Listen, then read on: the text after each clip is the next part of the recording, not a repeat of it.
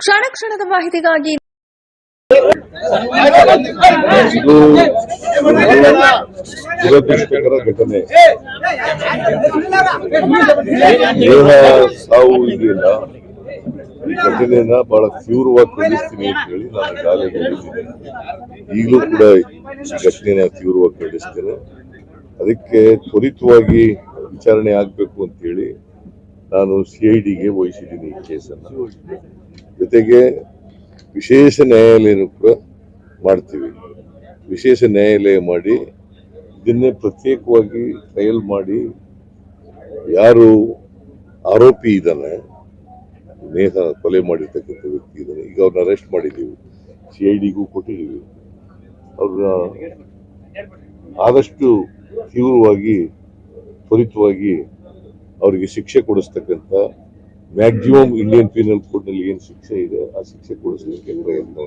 Sir, BJP ಅವರು CBI ಕೊಡ್ಬೇಕಂತ ಆಗ್ರಹ ಮಾಡ್ತಾರೆ. CBI ಕೊಡ್ಬೇಕಂತ ಆಗ್ರಹ ಮಾಡ್ತಿದ್ದಾರೆ ಬಿಜೆಪಿ ಅವರು ರಾಜಕೀಯ ಮಾಡ್ತಾ ಇದ್ದಾರೆ. ನಾವೀಗ ರಾಜಕೀಯ ಮಾತಾಡಕ್ ಹೋಗಲ್ಲ, ಅವರು ರಾಜಕೀಯ ಮಾತಾಡ್ತಾರೆ. ಯಾವ್ದಾದ್ರು ಒಂದು ಪ್ರಕರಣನ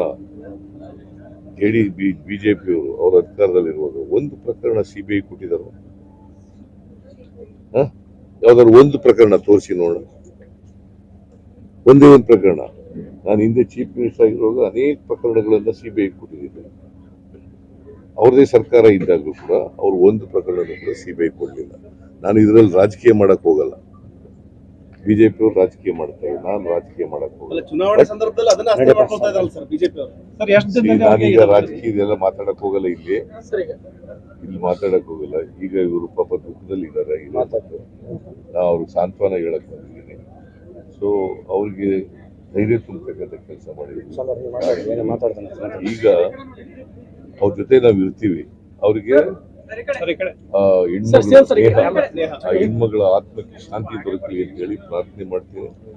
ಅವ್ರ ದುಃಖ, ಅವ್ರ ಸಾವಿನ ದುಃಖ ತೋರಿಸ್ತಕ್ಕಂಥ ಶಕ್ತಿ ಕೊಡ್ಲಿ ಅಂತ ಹೇಳಿ ಇವರಿಗೆ ಪ್ರಾರ್ಥನೆ ಮಾಡ್ತೀನಿ. ಸರ್, ಕುಟುಂಬದ ಎರಡು ಪ್ರಮುಖ ಬೇಡಿಕೆಗಳು. ಒಂದು, ಆ ಫಯಾಜ್ರಿಗೆ ಆಗಲೇ ಬಂಧನ ಆಗಿದೆ, ಆತನಿಗೆ ಕುಮ್ಮಕ್ ಕೊಟ್ಟಂತರ ಬಂಧನ ಮಾಡಬೇಕು. ಎರಡನೇದು, ಈ ಸೂಕ್ತ ರಕ್ಷಣೆ ಕೊಡಬೇಕು ಅನ್ನೋದು. ಯಾರ್ಯಾರೋ ಬಂದು ಜೀವ ಬೆದರಿಕೆ ಅಂತಂದು ಹೇಳ್ತಾರೆ. ರಕ್ಷಣೆ ಬೇಕಾದ್ರೆ ಕೊಡ್ತೀವಿ, ನಾವು ರಕ್ಷಣೆ ಕೊಡ್ತೀವಿ. ಆ ಅಂಗಲ್ನಲ್ಲೂ ಕೂಡ ತನಿಖೆ ಮಾಡಕ್ ಹೇಳಿದ್ದೀನಿ ನಾನು. ಬೇರೆಯವರು ಸೇರಿದಾರ ಅನ್ನೋದು ಅಂಗಲ್ನಲ್ಲೂ ಕೂಡ ತನಿಖೆ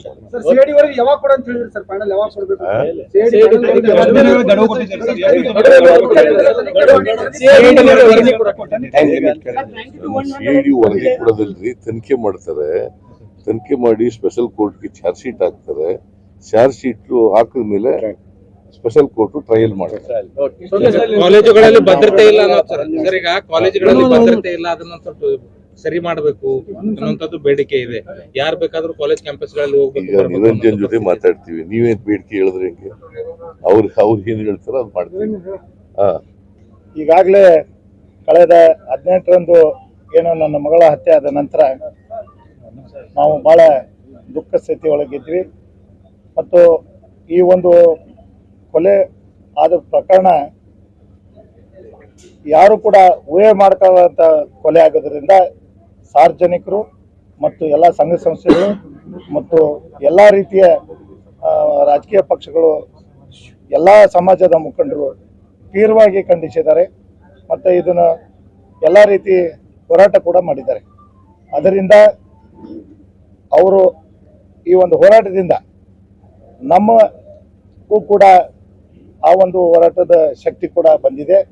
ಎಲ್ಲರೂ ಕೂಡ ಅದನ್ನು ಪ್ರಚಾರ ಮಾಡಿ, ಮಾಧ್ಯಮದವರು ಇರ್ಬೋದು, ಅನೇಕ ಎಲ್ಲರೂ, ಯಾರು ಅನ್ಯತಾ ಭಾವಿಸಬಾರ್ದು, ಎಲ್ಲ ಸಂಘಟನೆಗಳ ಹೆಸರು ತಗೊಳ್ಳಕ್ಕೆ ನಾ ಇಚ್ಛಪಡಂಗೆ ಎಲ್ಲರೂ ಕೂಡ ಇದ್ದರು. ಇದು ರಾಜ್ಯ ದೇಶದ ವ್ಯಾಪ್ತಿಯ ಹರಡಿತು. ಅವಾಗ ನಮಗೆ ಅದರ ಆ ಒಂದು ಹರಡಿದಾಗ ನಮಗೆ ಇಮ್ಮಿಡಿಯೇಟ್ಲಿ ನಮ್ಮ ರಾಜ್ಯದ ಮುಖ್ಯಮಂತ್ರಿಗಳಾದ ಸಿದ್ದರಾಮಯ್ಯ ಸಾಹೇಬರು ಮತ್ತು ಕಾನೂನು ಸಚಿವರು HK ಪಾಟೀಲ್ ಸಾಹೇಬರು ಮತ್ತು ನಮ್ಮ ಜಿಲ್ಲಾ ಉಸ್ತುವಾರಿ ಸಚಿವರು ಸಂತೋಷ್ ಲಾಡ್ ಸಾಹೇಬರು, ನಮ್ಮ ಕ್ಷೇತ್ರದ ಶಾಸಕರಾದ ಪ್ರಸಾದ್ ಅಬ್ಬಯ್ಯವರು, ನಮ್ಮ ಜಿಲ್ಲಾ 2 ಗ್ರಾಮಾಂತರ ಮತ್ತು ಮಹಾನಗರ ಪಾಲಿಕೆ ಅಧ್ಯಕ್ಷರು ಮತ್ತು ಮಾಜಿ AIMS ಇಂಡಸ್ಟ್ರಿ ಸಾಹೇಬರು ಕೂಡ, ನಮ್ಮ ಆಮೇಲೆ ನಮ್ಮ ಲೋಕಸಭಾ ಕ್ಷೇತ್ರದ ಅಭ್ಯರ್ಥಿ ವಿನೋದ್ ಅಸೋಟಿ ಅವರು ಕೂಡ, ಮತ್ತು ವಿಶೇಷವಾಗಿ ಮಹೇಂದ್ರ ಸಿಂಗ್ ಅವರು ವಿಶೇಷವಾಗಿ ನಮ್ಮ ಮತ್ತೆ ಮರ್ಕಳಿಸಿ ಹೇಳ್ತೀನಿ, ಯಾಕೆಂದ್ರೆ ಅವ್ರ ಸ್ಟೂಡೆಂಟ್ ಆಕಿ ನರ್ಸರಿಯಿಂದ ಅವರು ಸಂಸ್ಕಾರ ಸ್ಕೂಲ್ನಲ್ಲಿ ಕಲ್ತಂತ ವಿದ್ಯಾರ್ಥಿಗೆ ಈ ತರ ಬರ್ಬಲ ಹತ್ಯೆ ಆಗಿದ್ದಕ್ಕೆ ನನಗೆ ಎಷ್ಟು ದುಃಖ ಇದೆ ಅಷ್ಟು ಜಾಸ್ತಿ ಅವ್ರ ದುಃಖದಿಂದ ಎಲ್ಲರನ್ನೂ ಸಂಪರ್ಕ ಮಾಡಿ ಅವರು ಮಾಡಿದ್ದಾರೆ, ಅನೇಕ ಮಂದಿ ಕೂಡ ಮಾಡಿದ್ದಾರೆ, ಮಂತ್ರಿಗಳು ಕೂಡ ಮಾಡಿದ್ದಾರೆ, ಶಾಸಕರು ಮಾಡಿದ್ದಾರೆ. ಸರ್ ನಾನು ವಿವರಣವಾಗಿ ಹೇಳ್ತೀನಿ, ಅದನ್ನು ಕೂಡ ಅದನ್ನು ಹೇಳ್ಬೇಕಾಕೈತಿ. ನೋಡ್ರಿ, ಈಗ ತಪ್ಪು ಸಂದೇಶ ಹೋಗ್ಬಾರ್ದು, ದಯಮಾಡಿ ಕ್ಷಮಿಸಿ. ಇದರ ಜೊತೆಗೆ ಎಲ್ಲಾ ಹೋರಾಟದ ಫಲ ಒಬ್ರೇ ಇಬ್ರೇ ಅಂತಲ್ಲ.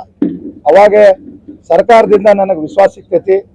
ನನಗೆ ತುರ್ತವಾಗಿ ನನಗೆ ಏನ್ ಬೇಡಿಕೆ ಇತ್ತು, ಉಪಮುಖ್ಯಮಂತ್ರಿಗಳು ಕೂಡ ನನ್ನ ಜೊತೆ ಮಾತಾಡಿದ್ರು, ಗಮನಕ್ಕೆ ತಂದ್ರು. ಎಚ್ ಕೆ ಪಾಟೀಲ್ ಸಾಹೇಬರು ವಿಶೇಷವಾದ ಕಾನೂನು ಸಚಿವರು, ಇದಕ್ಕೆ ಯಾವ ರೀತಿ ಸ್ಪಂದಿಸ್ಬೇಕಂತ ಅವರು ಕೂಡ ನನ್ನ ಜೊತೆ ಮಾತಾಡಿ ಆ ಒಂದು ಕಾಯ್ದೆ ನಮ್ದೇನು ಬೇಡಿಕೆ ಇತ್ತು, ಯಾವ ರೀತಿ ಮಾಡಬೇಕು, ಅದಕ್ಕೆ ಸಂಘ ಸಂಸ್ಥೆಗಳ ಎಲ್ಲಾ ರಿಪೋರ್ಟ್ ಅನ್ನು ತರಿಸ್ಕೊಂಡು ನಮ್ದು ಬೇಡಿಕೆ ಕೂಡ ತರಿಸ್ಕೊಂಡು ಇವರು 4ನೇ ದಿವಸಕ್ಕೆ ನಮಗೆ ತುರ್ತವಾಗಿ ಆದೇಶ ಮಾಡ್ತಾರೆ.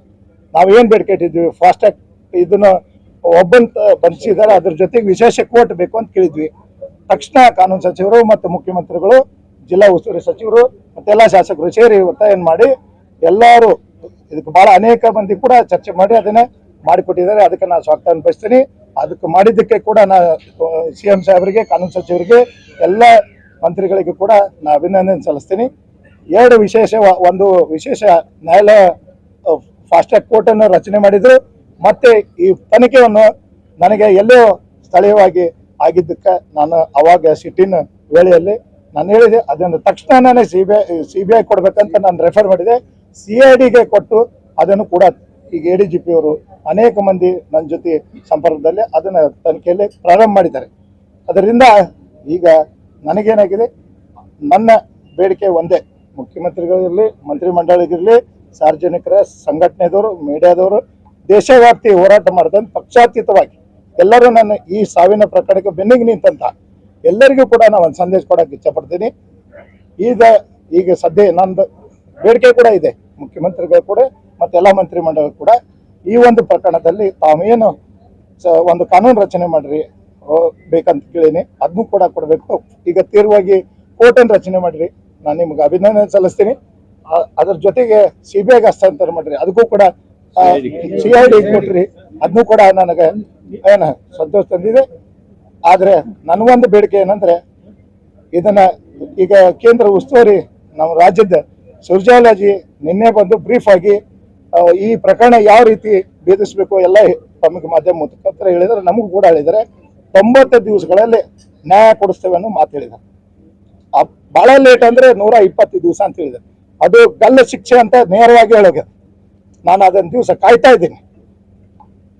ಕೊಲೆ ಬೇಕು, ಮತ್ತೆ ಅದನ್ನ ಆ ಒಂದು ಆದೇಶ ಅವ್ರಿಗೆ ಸೀದಾ ಹೇಳಿದ್ದಾರೆ, ಗಲ್ಲು ಶಿಕ್ಷೆನೇ ಬೇಕಂತ ಹೇಳಿದ್ದಾರೆ. ಆ ರೀತಿ ಎಲ್ಲಾ ನಮ್ಮ ಮಂತ್ರಿಮಂಡಳಾಗ್ಲಿ ಮತ್ತೆ ನಮ್ಮ ಮುಖ್ಯಮಂತ್ರಿಗಳಲ್ಲಿ, ಕಾನೂನು ಸಚಿವರಲ್ಲಿ, ಎಲ್ಲಾ ಮಂತ್ರಿಮಂಡಲ ನಾವು ವಿನಂತಿ ಮಾಡ್ತೀನಿ, ಸರ್ಕಾರಕ್ಕೆ ವಿನಂತಿ ಮಾಡ್ತೀನಿ, ಎಲ್ಲಿವರೆಗೂ ಆ ಗಲ್ಲು ಶಿಕ್ಷೆ ಆಗೋದಿಲ್ಲ, ನಮ್ಮ ನ್ಯಾಯ ಕೊಡಿಸುವಂತ ಕೆಲಸ ಆಗ್ಬೇಕು. ಇದು ಬೆನ್ನಿಗೆ ಈಗ ಬಂದಿರ್ರಿ, ಇದೇ ರೀತಿ ನನ್ನ ಆ ಒಂದು ನ್ಯಾಯ ಸಿಗುವವರೆಗೂ ನಾನು ಇರ್ಬೇಕಂತ ಹೇಳಿ ಕೇಳ್ಕೊಂಡು ನೀವೆಲ್ಲರೂ ಬಂದು ನನ್ನ ಸಂತಾನ ಹೇಳಿಕೆ, ಮತ್ತು ನಿಮ್ಗೇನಾದ್ರೂ ನಾನು ಎಲ್ಲರೂ ತಪ್ಪು ಹೇಳಿಕೆ ದುಃಖದಾಗ ಯಾವ್ದಾರ ನಾನು ಕೆಲವೊಂದು ಘಟನೆಗಳಾಗೆ ಅದಕ್ಕೆ ನಾ ಹೇಳಿದ್ದೀನಿ, ಇವಾಗೂ ಕೂಡ ಅದಷ್ಟು ಏನಾಗಿದ್ದೀನಿ. ಆದಷ್ಟು ನಾನೇನಾರ ತಪ್ಪು ಯಾರಿಗಾದ್ರೂ ಕೂಡ ನಾನು ಹೇಳಿಕೆ ತಮಗೆ ಅನಿತಾ ಭಾವಿಸ್ಬಾರ್ದು, ಯಾರೋ ಹೆಸರು ತಗೊಂಡಿದ್ರು ಕೂಡ ಅದು ನನ್ನ ಕ್ಷಮೆ ಇರಲಿ.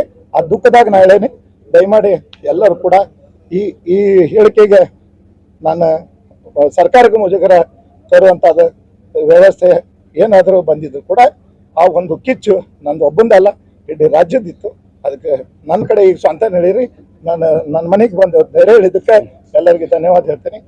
ನನ್ನ ಜೊತೆಗೆ ಇದೇ ರೀತಿ ಯಾವಾಗಲೂ ಕೂಡ ಇರಬೇಕು, ನನಗೆ ಭದ್ರತೆ ಕೊಡಬೇಕು. ಮುಂದೂ ಕೂಡ ಫಾಸ್ಟ್ಯಾಗ್ನಲ್ಲಿ 90 ದಿವಸಗಳ ಇಲ್ಲ 120 ದಿವಸನಾಗ ಅದು ಆದೇಶ ಗಲ್ಲು ಶಿಕ್ಷೆ ಆಗ್ಬೇಕು ಅಂತ ನಾ ಕೇಳ್ತೀನಿ.